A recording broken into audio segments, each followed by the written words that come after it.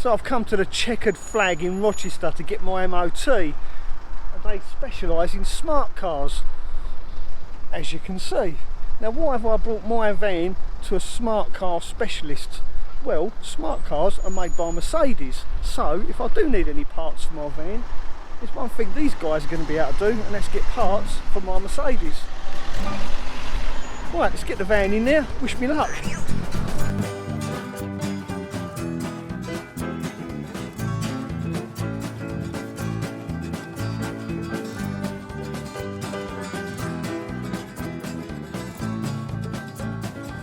Well, I must say, what a lovely bunch of people at Checkered Flag. Really nice staff, all of them were really friendly, especially Jamie at the front desk, really helpful.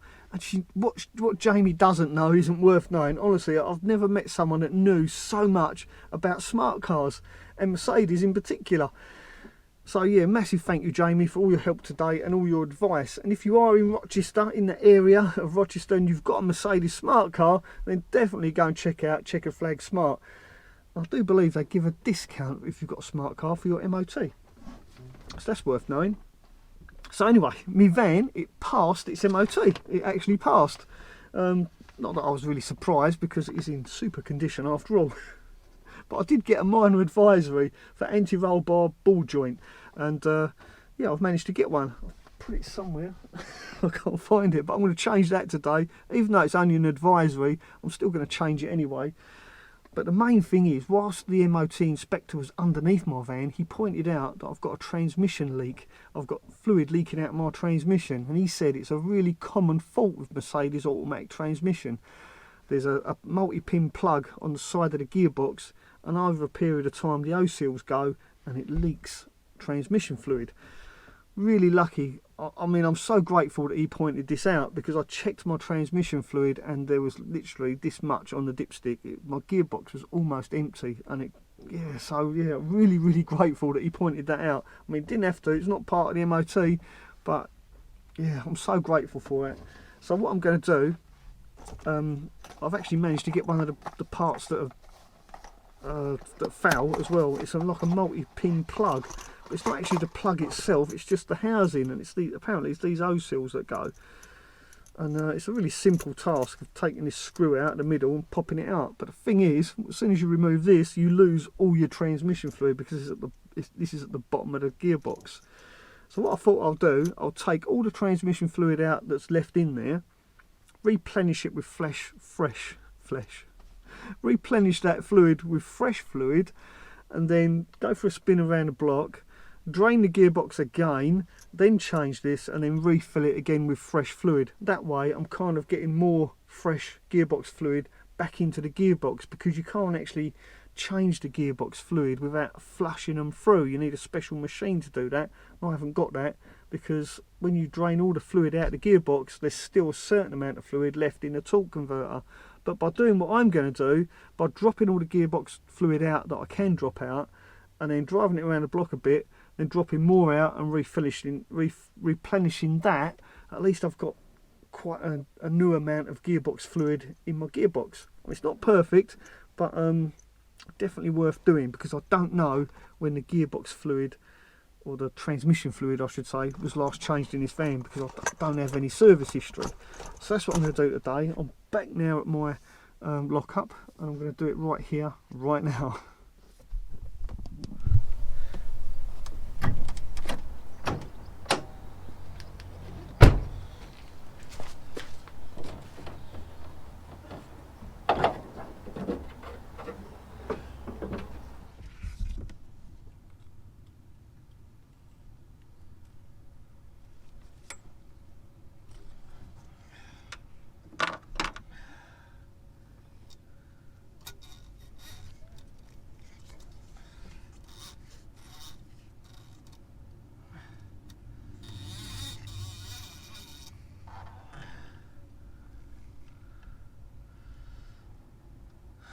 Well, there you go, dipstick, bone dry, there's not a drop on it.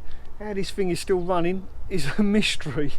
There's absolutely no transmission fluid in my transmission. I'm so lucky that Checkered Flag spotted this. Really do appreciate their help.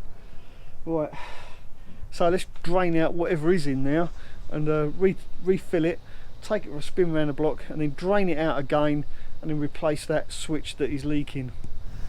Well, this is my transmission pan, and as you can see it is quite wet under there, so it's definitely leaking, and the plug is behind that cover there. You can just see it at the top right hand corner, and it's a bit tight under here, so I don't know if I'm going to be able to record this.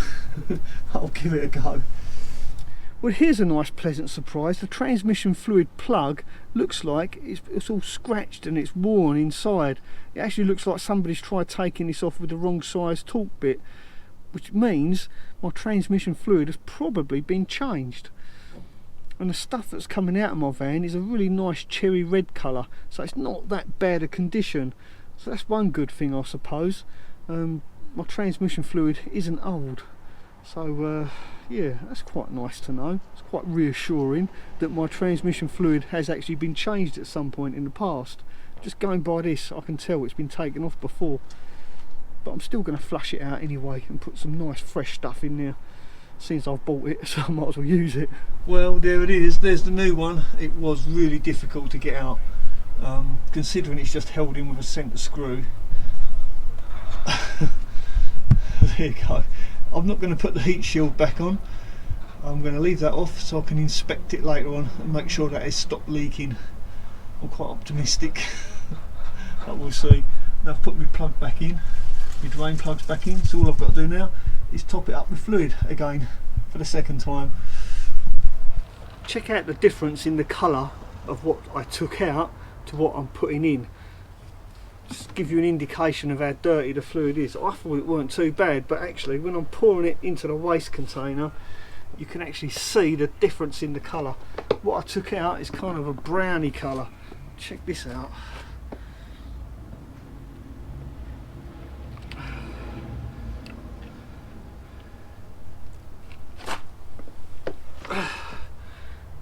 Now take a look at what I'm putting into it.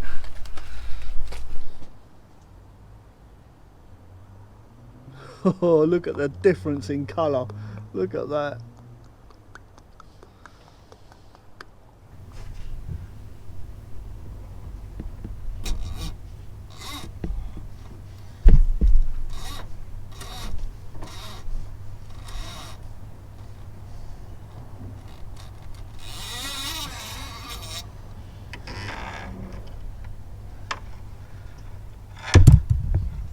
Better.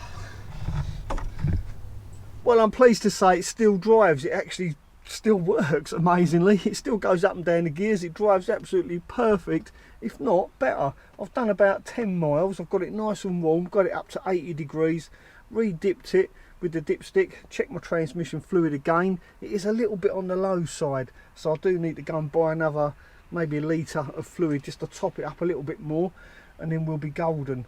Now, the gear change does seem a little bit more smoother. I don't know if it's just me, my imagination, but it does seem to change up gear a lot sooner.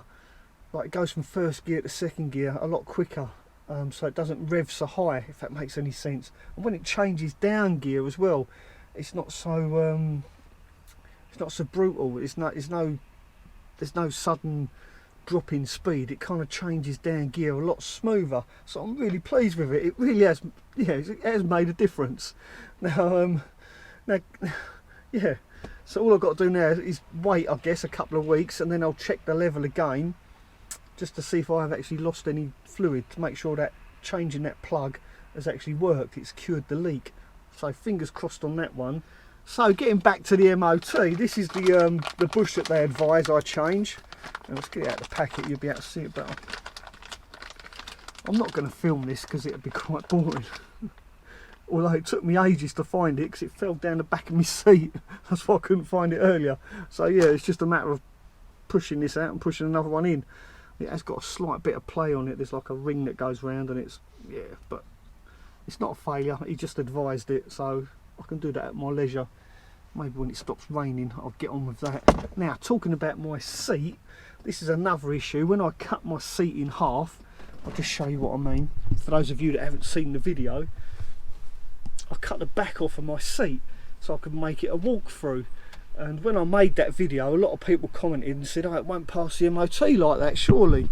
but I didn't mention anything to the MOT inspector, and he never mentioned it to me either. But when I did send off my logbook to transfer this van into a camper, I did make sure I changed it from 3-seater to 2-seater, just in case there was a query during the MOT.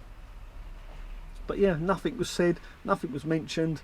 So for all those people that said it won't pass an MOT because I cut my seat in half, yeah, it did basically. And if you haven't seen that video, if you haven't seen the video where I cut my back seat off, I'll put a link for that video right up here.